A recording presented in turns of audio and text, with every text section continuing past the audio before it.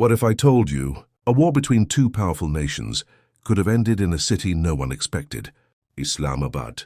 But here is the real question. Did this conference bring peace, or did it only delay something far more dangerous? The high-level talks between Iran and the United States in Islamabad quickly became the center of global attention. Pakistan stepped in as a mediator, trying to calm one of the most dangerous conflicts in the world.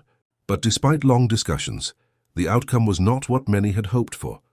These talks happened at a critical moment, right after intense military tensions between Iran and the United States had been temporarily paused under a fragile ceasefire. For nearly 21 hours, top officials from both sides sat face-to-face in Islamabad. The world watched closely, expecting a breakthrough.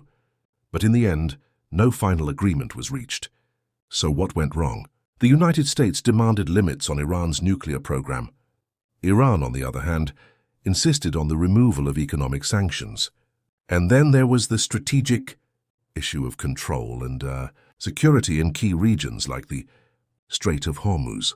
These disagreements created a deadlock that neither side was willing to break. Interestingly, Iranian officials claimed that the deal was very close to being finalized, but according to them, last-minute demands from the United States blocked the progress. Meanwhile, the United States maintained that Iran refused to meet critical conditions. Two sides, two completely different stories, and somewhere in between a missed opportunity for peace. Pakistan played a crucial role in hosting and facilitating these talks. Acting as neutral ground, Islamabad became the stage for one of the most important diplomatic efforts of the year. Pakistani leadership emphasized that efforts for peace are still ongoing and dialogue is far from over. This moment placed Pakistan in a significant position on the global diplomatic map. So where do things stand now?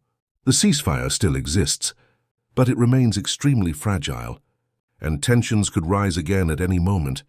Global powers are closely monitoring the situation because this conflict does not just affect the Middle East. It has the potential to impact the entire global economy. Now the big question is, was this conference truly a failure, or just a pause before a much bigger deal? Experts believe another round of talks could happen soon. But one major issue still remains: trust. Without trust, even the best negotiations can collapse. The Islamabad conference was both a sign of hope and a warning. It reminded the world that starting a war is easy, but achieving peace is far more difficult. If you want more powerful and real-world stories like this, make sure to subscribe and stay updated.